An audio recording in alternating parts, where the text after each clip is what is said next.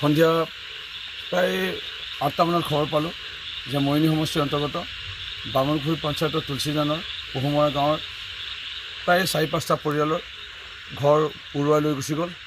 তেওঁলোকৰ থাকিবলৈ জেগা নাই। তেওঁলোকে ওচৰ কাষৰ কোনোবা আত্মীয় পৰিয়ালৰ ঘৰত তেওঁলোকে থাকিবলৈ লৈছে।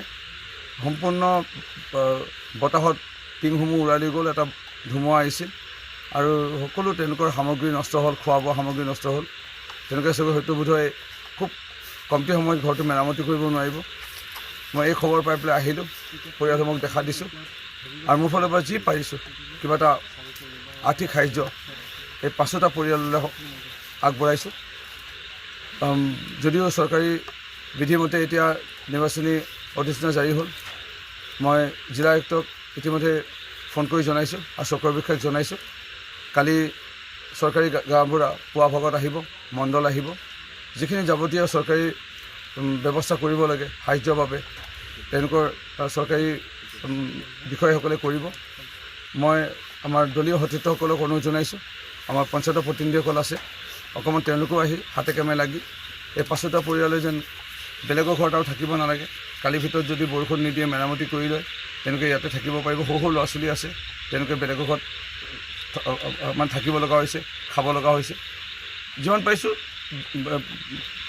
পৰিয়ালকেইটা সহায় কৰাৰ প্ৰয়াস কৰিছোঁ। হৈছিলে তাৰপৰা মই গৈ পেলাই লেট্ৰিনত সোমাই গ'লোগৈ ল'ৰা ছোৱালীকেইটা লৈ পেলাই। তাৰপিছত তিনিটাক ফোন কৰি পেলাই ক'লত এয়া ছাৰ আহি পেলাই অকণমান সহায় কৰি থৈ গৈছে। কি ভাগিছে আপোনালোকৰ? ভাগিলে মানে টিং চিঙে নাই দেখোন, বেৰ আছে, পাকঘৰ চাকঘৰ চব ভাগি একদম একেবাৰে অৱস্থা নাই। গছ চছো ভাগিছে? গছ চছ পৰি পেলাই পাকঘৰ ভাগিলে, তাৰপৰা ইয়াৰ বেৰ চেৰ নিজে খহি পৰিলে। ইয়াত কেইঘৰ হৈছে এনেকুৱা? 4-5 ঘৰ? আমি এতিয়া 3 ঘৰ ওচৰতে গম পাওঁ, আৰু 2 ঘৰ ইফালে আছে বুলি কৈছে, গম নাপাওঁ। সন্ধিয়া প্ৰায় ৮টামানত খবৰ পালোঁ যে মৰিনী সমষ্টিৰ অন্তৰ্গত বামুণপুখুৰী পঞ্চায়তৰ তুলসীজানৰ পহুমৰা গাঁৱৰ প্ৰায় ৪-৫টা পৰিয়ালৰ ঘৰ উৰুৱাই লৈ গুচি গ'ল। তেওঁলোকৰ থাকিবলৈ জেগা নাই। তেওঁলোকে ওচৰ কাষৰ কোনোবা আত্মীয় পৰিয়ালৰ ঘৰত তেওঁলোকে থাকিবলৈ লৈছে। সম্পূৰ্ণ বতাহত টিংসমূহ উৰাই লৈ গ'ল। এটা ধুমুহা আহিছিল আৰু সকলো তেওঁলোকৰ সামগ্ৰী নষ্ট হ'ল, খোৱা বোৱা সামগ্ৰী নষ্ট হ'ল।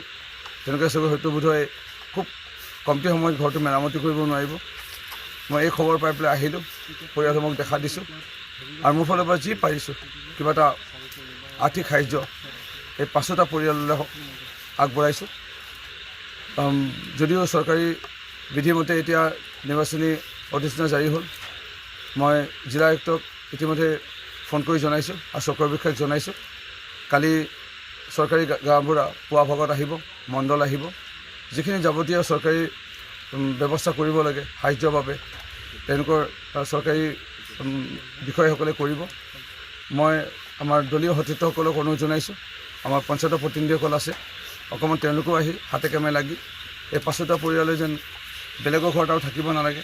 কালিৰ ভিতৰত যদি বৰষুণ নিদিয়ে মেৰামতি কৰি লয়, তেওঁলোকে ইয়াতে থাকিব পাৰিব। সৰু সৰু ল'ৰা ছোৱালী আছে, তেওঁলোকে বেলেগৰ ঘৰত মানে থাকিব লগা হৈছে, খাব লগা হৈছে। যিমান পাৰিছোঁ পৰিয়ালকেইটা সহায় কৰাৰ প্ৰয়াস কৰিছোঁ। হৈছিলে তাৰপৰা মই গৈ পেলাই লেট্ৰিনত সোমাই গ'লোগৈ ল'ৰা ছোৱালীকেইটা লৈ পেলাই। তাৰপিছত তিনিটাক ফোন কৰি পেলাই ক'লত এয়া ছাৰ আহি পেলাই অকণমান সহায় কৰি থৈ গৈছে। কি ভাগিছে আপোনালোকৰ? ভাগিলে মানে টিং চিঙে নাই দেখোন, বেৰ আছে, পাকঘৰ চাকঘৰ চব ভাগি একদম একেবাৰে অৱস্থা নাই। গছ চছো ভাগিছে? গছ চছ পৰি পেলাই পাকঘৰ ভাগিলে, তাৰপৰা ইয়াৰ বেৰ চেৰ নিজে খহি পৰিলে।